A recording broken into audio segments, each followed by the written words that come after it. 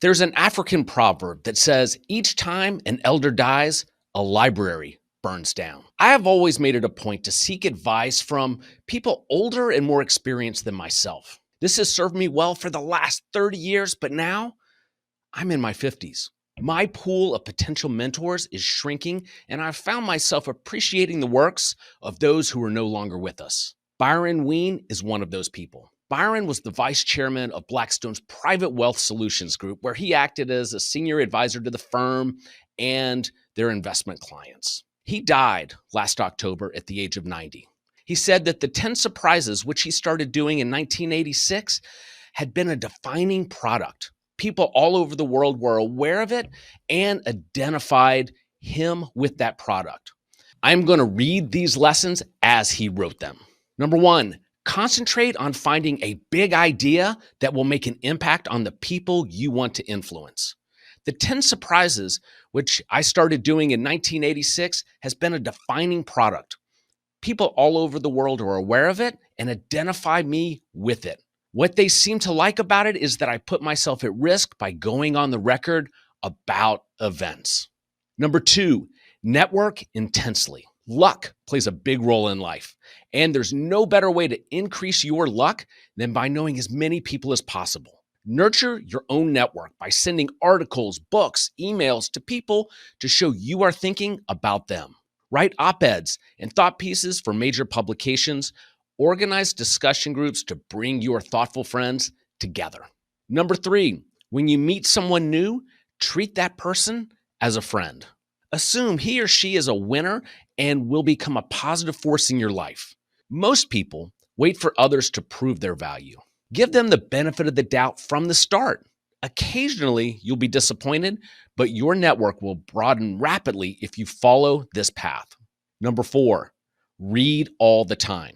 Don't just do it because you're curious about something. Read actively. Have a point of view before you start a book or article and see if what you think is confirmed or refuted by the author. Number five, get enough sleep.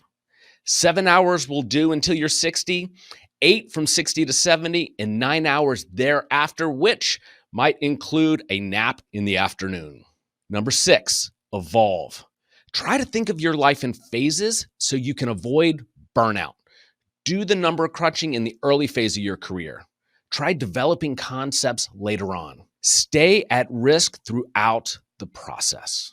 Number seven, travel extensively. Try to get everywhere before you wear out. Attempt to meet local, interesting people where you travel and keep in contact with them throughout your life. See them when you return to those places. Number eight, when meeting someone new, try to find out what formative experiences occurred in their lives before they were 17. It is my belief that some important event in everyone's youth had an influence on everything that occurred afterwards. Number nine, on philanthropy. My approach is to try and relieve pain rather than spread joy. Music, theater, and art museums have many affluent supporters. They give the best parties and they can add to your social luster in the community. They don't need you. Social services, hospitals, and educational institutions can make the world a better place and help the disadvantaged make their way towards the American dream. Number 10, younger people are naturally insecure and tend to overplay their accomplishments. Most people don't become comfortable with who they are until they're in their 40s.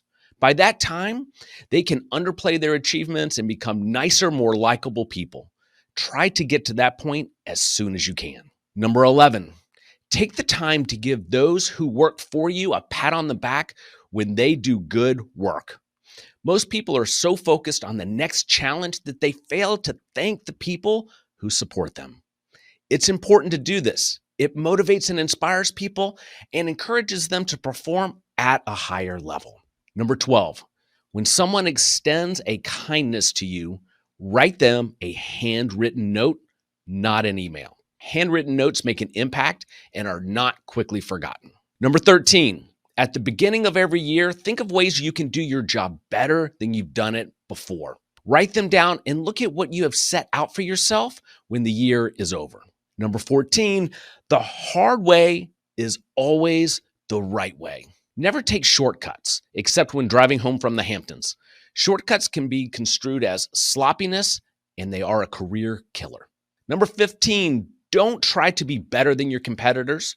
Try to be different. There's always going to be someone smarter than you, but there may not be someone who is more imaginative. Number 16, when seeking a career as you come out of school or making a job change, always take the job that looks like it'll be the most enjoyable. If it pays the most, you're lucky. If it doesn't, take it anyway. I took a severe pay cut to accept each of the two best jobs I've ever had, and they turned out to be exceptionally rewarding financially. Number 17, there is a perfect job out there for everyone. Most people never find it. Keep looking. The goal of life is to be a happy person, and the right job is essential to that.